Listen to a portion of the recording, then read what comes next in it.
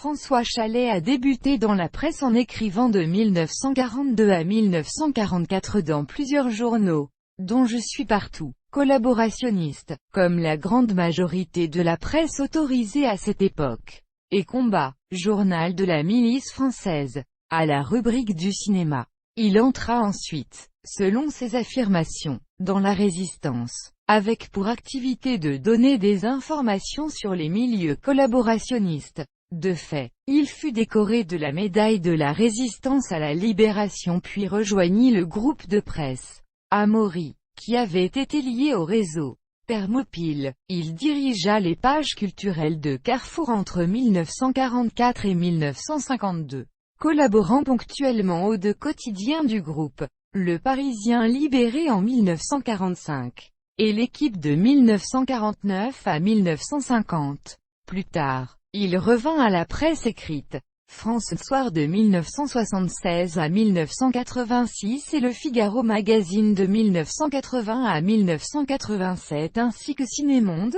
Il travaille pour la radiodiffusion télévision française dès 1947, comme grand reporter pour 5 colonnes à la une. Il interviewe un pilote américain en janvier 1968, pendant la guerre du Vietnam, à l'occasion d'un de ses reportages pour l'émission Panorama intitulée Spécial Vietnam, le Nord vu par François Chalais, au cours duquel il a un entretien avec le Premier ministre du Nord-Vietnam, Pham Van Dong. L'interview a lieu avec son caméraman, Jean-Paul Janssen, et le pilote américain détenu dans une prison nord-vietnamienne, n'est autre que John McCain, qui deviendra plus tard sénateur et candidat républicain à l'élection présidentielle de 2008. Chalais participe activement à la création du Festival de Cannes et à son essor mondialement établi. Il le fait en magnifiant l'événement, à la façon d'un grand reporter de guerre avec toute sa dramaturgie,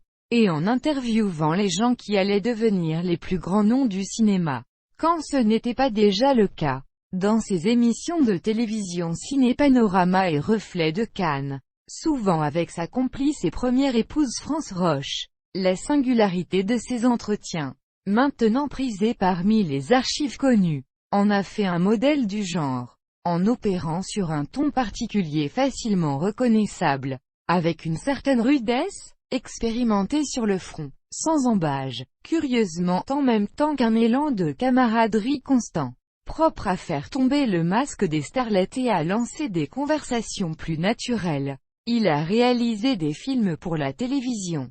Le Chien, 1962, TV, L'été en hiver, 1964, TV. Il a écrit 20 ouvrages, dont 17 romans et 3 livres de souvenirs, dont Les chocolats de l'entracte, Carrère, 1989. Il a aussi écrit plusieurs scénarios et réalisé de téléfilms. En 1975, le prix de l'Académie française a récompensé son œuvre.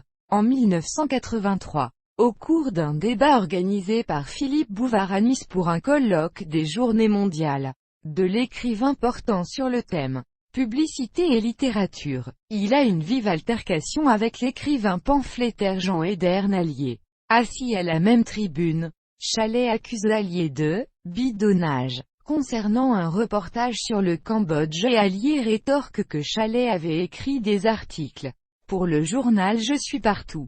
Sa seconde épouse, Mei Chen-Lou, fait vivre sa mémoire grâce au prix François Chalais remis chaque année à Cannes à un film voué aux valeurs du journalisme. Un prix François Chalais du meilleur scénario est remis également chaque année au Festival du Cinéma Russe à Honfleur dont Chalais fut le président de la première édition à Honfleur en 1995. Il est inhumé au cimetière ancien de Neuilly-sur-Seine.